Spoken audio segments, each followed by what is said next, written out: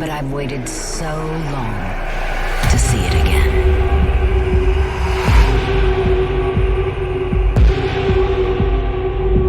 Fun fact, I was quite happy with this script, and then the day after I finished it, the game got delayed again for at least a year. But, crucially, Vampire the Masquerade Bloodlines 2 has not yet been formally cancelled, and so, as a long-time Vampire fan, I thought I'd take a look forwards to Paradox Interactive's hotly anticipated new Suck 'em Up, and give us a few reasons we should all still be excited, even if it means us having to wait a bit longer.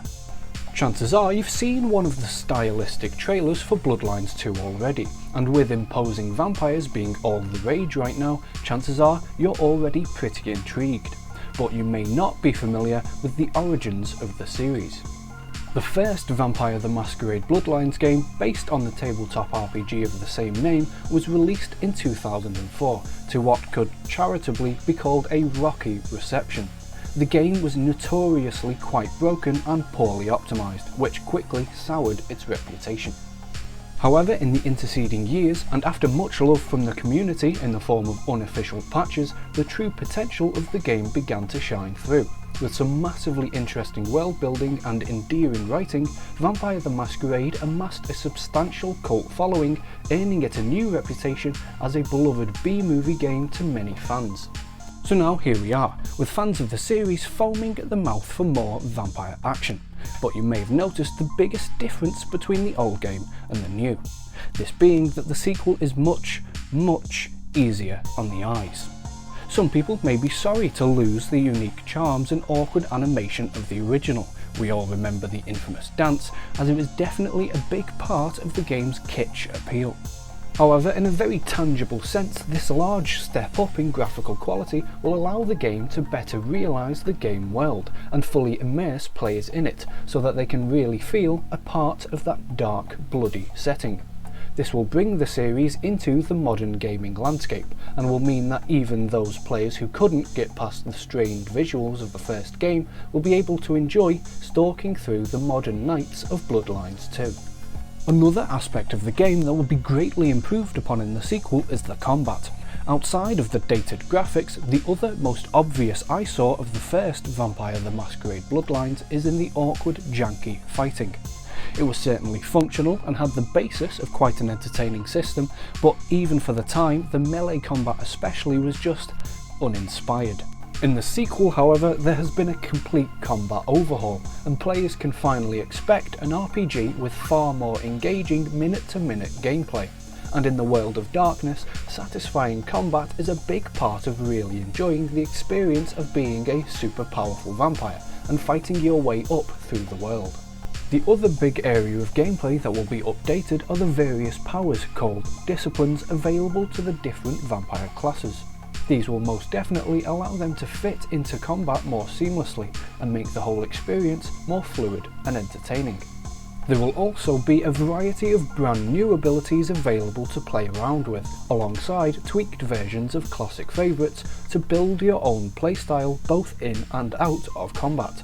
These changes will go towards providing a much more complete role-playing experience, and allow players to better create their perfect vampire character and manipulate the world in whatever way they wish. But arguably the most important change over the first game for better character expression is the addition of an actual character customization system.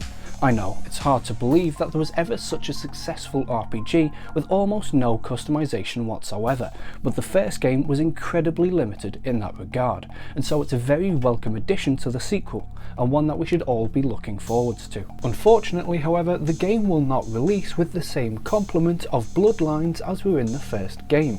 The player will start the game as a thin blood vampire, which has its own specific perks, and will choose their bloodline, or clan, as they progress through the game, instead of choosing one at the very start.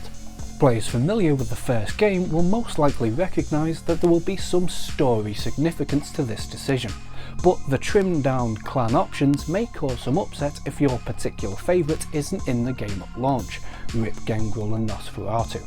Fortunately though, the devs have announced their intentions to support the game over time, and possibly even add more Bloodlines to play later on, even including ones from the lore that weren't in the first game. And as the different Bloodlines are the main driving force of the game's replayability, this should mean that there will be multiple playthroughs worth of entertainment, even for die-hard fans of the original.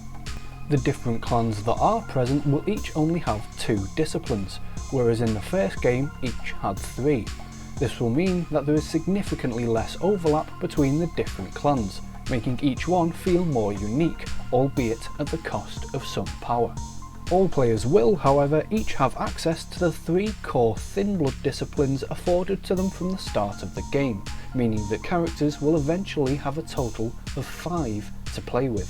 There has also been a large change in the progression system, as instead of only having the universal blood points that were used as markers for levelling up your skills and abilities in the first game, there will now be different progression options based on the emotional state of the victims you feed on, referred to as their blood resonance, as each person's flavour is determined by how they feel.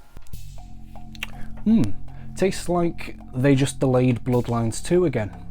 This new mechanic could significantly affect both playstyles and the role-playing experience, as you use it to determine your vampire's actions and personality. However, you will still be required to operate within the constraints of the titular Masquerade, so as to avoid the ire of the ruling vampire elite as they try to keep their society in the shadows. There will also be a returning frenzy mechanic for characters that go too long without feeding, so unlucky if you are planning on making your vampire go veggie. Although it's pretty safe to assume that there will still be everyone's favourite option of scranning down on some juicy rats. You rat sucker! The real secret behind the original Bloodlines cult success most likely lied in its endearing writing and universe. The increased scope of the sequel will allow the game to have a more robust cast of interesting characters and a much more fully fleshed out game world. This will come complete with the multiple factions that the player may choose to side themselves with, which suggests that the story will be very much choice driven, whereas in the first game the only choices of real consequence occur in the game's final act. The potential increased variety of characters also suggests that the open world will be much more lively than the rather flat areas of the first game, which, combined with the improved graphics and engine capabilities, will enable the new game to better realise its world.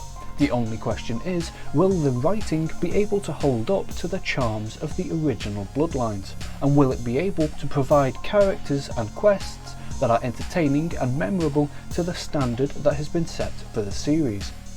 Fortunately, with Paradox Interactive's stance taken recently to change the more problematic aspects of the World of Darkness setting that Vampire the Masquerade is a part of, it would be reasonable to expect that Bloodlines 2 will provide players with interesting characters while avoiding harmful content. In the end, only time will tell what shadowy delights Bloodlines 2 has in store for players, and I hope this video has helped you decide whether you are excited or apprehensive for this upcoming game. I also hope that it actually comes out one day and doesn't just get cancelled as soon as I release this video, because that's just my luck apparently. Please let us know in the comments what you are most looking forward to, or indeed the aspect of the game that you are most worried about. Also, please let me know what you thought about this video, as I really appreciate the feedback. For now though, thank you for watching this video, please leave a like if you liked it and subscribe if you want to see more from me in future, and have a wonderful day. Bye.